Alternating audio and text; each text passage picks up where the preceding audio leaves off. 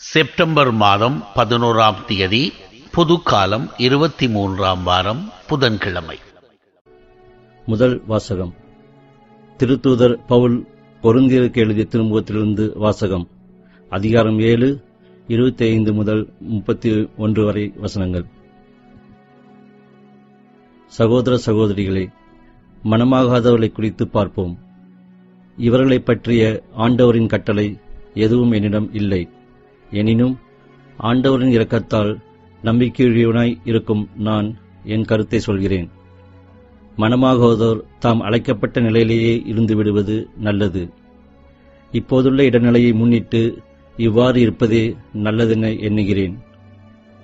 மனைவியுடன் திருமணத்தால் இணைக்கப்பட்டு இருப்பவர்கள் மனவிலக்குக்கு வழி தேடக்கூடாது. மனைவியுடன் இணைக்கப்படாதவர்கள் திருமணம் செய்து கொள்ள வழி தேடக்கூடாது. நீங்கள் திருமணம் செய்து கொண்டால் அது பாவம் அல்ல. இளம் பெண்கள் திருமணம் செய்து கொண்டால் அதுவும் பாவமல்ல. ஆனால் திருமணம் செய்து கொள்வோர் இவ்வுலக வாழ்வில் இன்னொருவர். நீங்கள் அவ்வின்னலுக்கு உள்ளாகாதிருக்க வேண்டும் என்பதே என் நோக்கம். அன்பர்களே, நான் சொல்வது இதுவே. இனியுள்ள காலம் குறுகியதே. இனி மனைவி உள்ளவரும் மனைவி இல்லாதவர்கள் போல் இருக்கட்டும். அழுபவர் அழாதவர் போலவும், மகிழ்ச்சியுறுவோர் மகிழ்ச்சி அற்றவர் போலவும், பொருள்களை வாங்குவோர் அவை இல்லாதவர் போலவும் இருக்கட்டும். உலக செல்வத்தை பயன்படுத்துவோர் அவற்றில் முழுமையாக ஈடுபடாதவர் போல் இருக்கட்டும். இவ்வுலகு இப்போது இருப்பது போல் நெடுநாள் இராது. இது ஆண்டவர் வழங்கும் அருள்வாக்கு.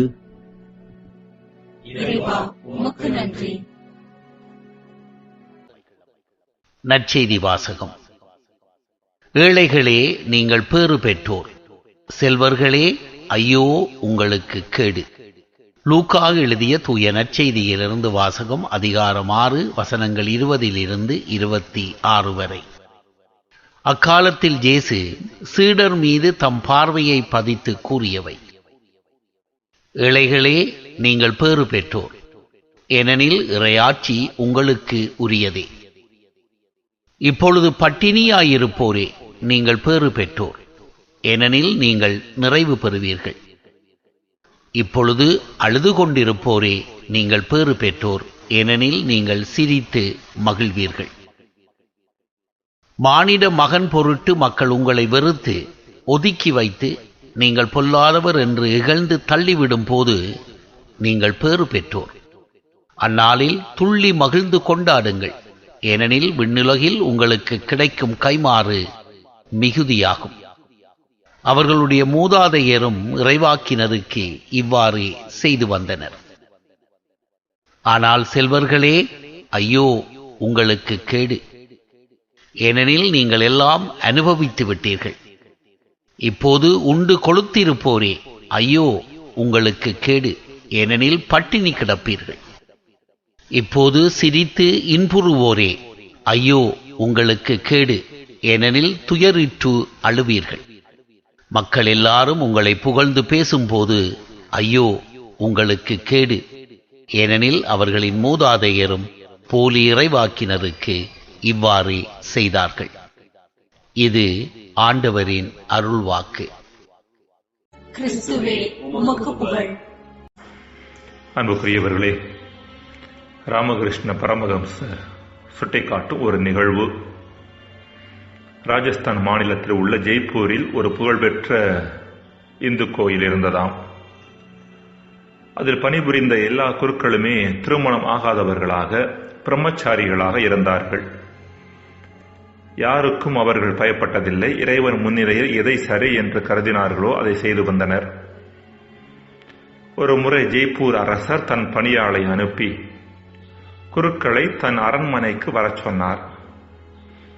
ஆனால் குருக்களோ, நாங்கள் கடவுளுக்கு பணி செய்கிறவர்கள், எங்களுக்கு அரசனும் ஆண்டியும் ஒன்றுதான்.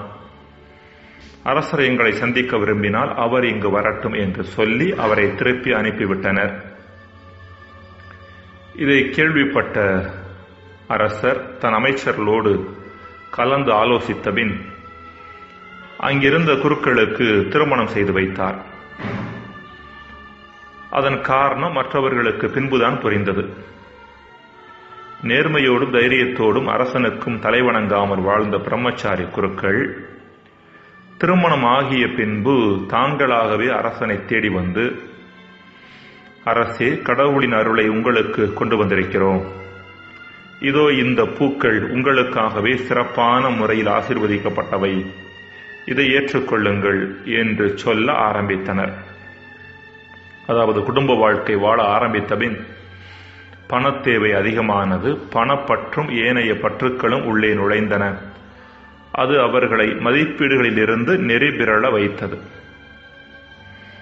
இங்கு திருமணம் புரிந்து கொள்வது தேவையில்லாத பிரச்சனையை கொண்டு வரும், திருமணம் இல்லாத வாழ்க்கையை மேலானது என்ற அர்த்தத்தில் அன்புக்குரியவர்களை இந்நிகழ்வை நாம் புரிந்து கொள்ளக்கூடாது. மாறாக பற்று எங்கு இருக்கிறதோ அங்கு ஏனைய பிரச்சனைகளும் வரும் என்பதை. இன்றைய முதல் வாசகத்தில் மணமாகாதோர் மற்றும் மணமானோர் ஆகியவர்களை குறித்து புனித பவுல் பேசுகின்றார். இதில் அவரவர்கள் அழைக்கப்பட்ட நிலையிலேயே இருப்பது நல்லது என்கிறார். எனினும் ஒரு வகையில் பார்க்க போனால் பவுல் மணமாகாத நிலையை தூக்கி பிடிப்பது போன்று தெரிகிறது. மனைவியுடன் இணைக்கப்படாதவர்கள் திருமணம் செய்து கொள்ள வழி தேடக்கூடாது. திருமணம் செய்து கொள்வோர் இவ்வுலக வாழ்வில் இன்னலொருவர் என்று சொல்கிறார். பவுல் இவ்வாறு சொல்வதற்கு காரணம் திருமணம் கீழானது, துறவறம் மேலானது என்பது அல்ல. மாறாக திருமண வாழ்வில் குடும்ப நபர்கள் மீதான பற்றும் செல்வத்தின் மீதான பற்றும் அதிகமாக இருக்க வாய்ப்புண்டு. இந்த பற்று வாழ்க்கையை துன்பமாக்கி விடுகிறது. புத்தர் சொன்ன ஆசையை துன்பத்திற்கு காரணம் என்ற வாக்கியத்தில் ஆசை என்கிற வார்த்தையை பற்று என்கிற அர்த்தத்தில் தான் நாம் புரிந்து கொள்ள வேண்டும். அதாவது பற்றே துன்பத்திற்கு காரணம். இன்றைய சூழ்நிலையில் திருமண வாழ்வில் மட்டுமல்ல, துறவு வாழ்விலும் பணம், வசதி, பதவி ஆகியவற்றின் மீதான பற்று அதிகமாக இருப்பது எல்லோரும் அறிந்த ஒரு கசப்பான உண்மை.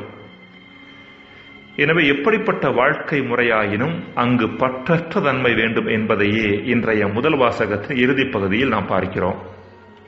உலகச் செல்வத்தை பயன்படுத்துவோர் அவற்றில் முழுமையாக ஈடுபடாதவர் போல இருக்கட்டும் என்று பவுல் சொல்வது பற்றற்ற விதத்தில் கொடுக்கப்பட்ட செல்வங்களை பயன்படுத்த வேண்டும் என்பதை எடுத்துரைக்கிறது. இன்றைய நற்செய்தியில் இயேசு ஏழைகளை உயர்த்தி பேசுவதையும் செல்வர்களை சபிப்பதையும் பார்க்கிறோம். ஏழ்மை தன்னிலே உயர்வானது, செல்வம் தன்னிலே மோசமானது என்பதால் இயேசு இவ்வாறு சொல்கின்றாரா என்றால் நிச்சயமாக இல்லை. ஏழ்மை தன்னிலே உயர்வானது என்றால் அநீத அரசியல்வாதிகளும் பேராசை தொழில்துறைவாதிகளும், இந்த கிரீடி கார்ப்பரேட்ஸ், நல்லவர்களாகி விடுவார்கள். காரணம், அவர்கள்தான் ஏழ்மையை பெருக்கிக் கொண்டே போகிறார்கள். இயேசு ஏழைகளை உயர்த்தி பேசுவதன் காரணம், ஏழ்மை பொருட்களை பற்றிக் கொள்வதற்கான வாய்ப்பை குறைத்து கடவுளை பற்றிக் கொள்வதற்கான வாய்ப்பை இயல்பாகவே வழங்குகிறது. அதே வேளையில் செல்வந்தர்கள் பணத்தை பற்றி பிடித்துக் கொள்வதன் காரணமாக கடவுளை பற்றிக் கொள்வதன் அவசியம் அவர்களுக்கு அதிகமாக புரிவதில்லை. இதன் காரணமாகவே ஆலயத்திற்கு வருபவர்களில் கடவுளை ஏக்கத்தோடு தேடுபவர்களில் பலர் ஏழைகளாகவும், பொழுதுபோக்கிற்காக வருபவர்களில் பலர் பணக்காரர்களாகவும் இருக்கிறார்கள். எனினும் இங்கு முக்கியமானது ஏழையாக இருப்பதோ பணக்காரராக இருப்பதோ அல்ல. உலக பொருட்களை மகிழ்ச்சியின் ஊற்றாக நினைத்து அவற்றை பற்றிக் கொள்ளாமல் கடவுளை அதிகமாக பற்றிக் கொள்வதே முக்கியமானது. ஏழையாக இருந்து பண ஆசையினாலும் பிற பற்றுக்களினாலும் நிரம்பி இருப்பவரை விட பற்றற்ற வாழ்க்கை நடத்தும் பணக்காரர் எவ்வளவோ மேலானவர். ஜெபம். இறைவா, உம்மை தேடுவதற்கு குறுக்காக எது வந்தாலும் அதை உதறி தள்ளுவதற்கான வரத்தை தாரும். ஆமென்.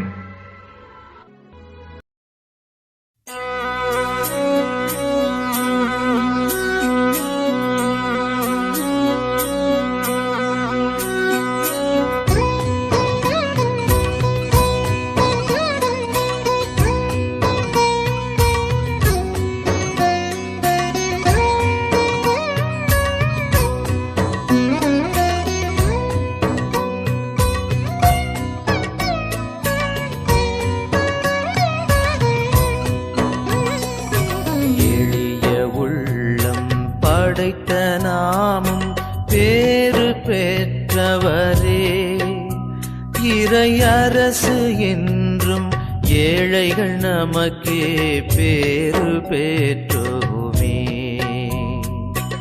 எளிய உள்ளம் படைத்த நாமும் பேறு பெற்றவரே. இறை அரசு என்றும் ஏழைகள் நமக்கே பேறு பெற்றோமே.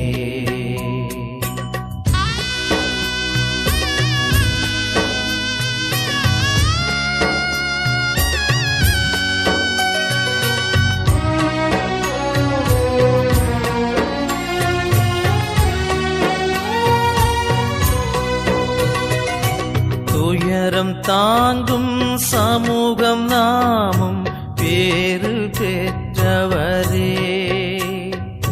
தந்தை இறைவன் ஆறுதல் தருவார் பேறு பெற்றோமே. துயரம் தாங்கும் சமூகம் நாமும் பேறு பெற்றவரே. தந்தை இறைவன் ஆறுதல் தருவார் பேறு பெற்றோமே. சாந்தமுள்ள மாந்தர் நாமும் பேறு பெற்றவரே. இந்த மண்ணின் மைந்தர் என்றும் நாமே பேறு பெற்றோமே. எளிய உள்ளம் படைத்த நாமும் பேறு பெற்றவரே. இறை அரசு என்றும் ஏழைகள் நமக்கே பேறு பெற்றோமே.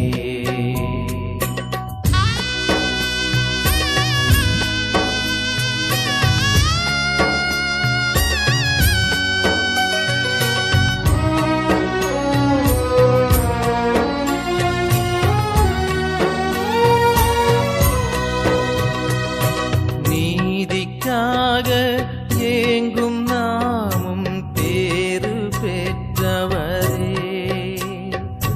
நிறைவு கண்டு நிலைத்து வாழ்வோம் பேறு பெற்றோமே. நீதிக்காக ஏங்கும் நாமும் பேறு பெற்றவரே. நிறைவு கண்டு நிலைத்து வாழ்வோம் பேறு பெற்றோமே. இறங்கும் நெஞ்சம் கொண்ட நாமும் பேறு பெற்றவரே. இறைவன் இரக்கம் நம்மில் நிறையும் பேறு பெற்றோமே. எளிய உள்ளம் படைத்த நாமும் பேறு பெற்றவரே. இறை அரசு என்றும் ஏழைகள் நமக்கே பேறு பெற்றோமே. எளிய உள்ளம் படைத்த நாமும் பேறு பெற்றவரே. இறை அரசு என்றும் ஏழைகள் நமக்கே பேறு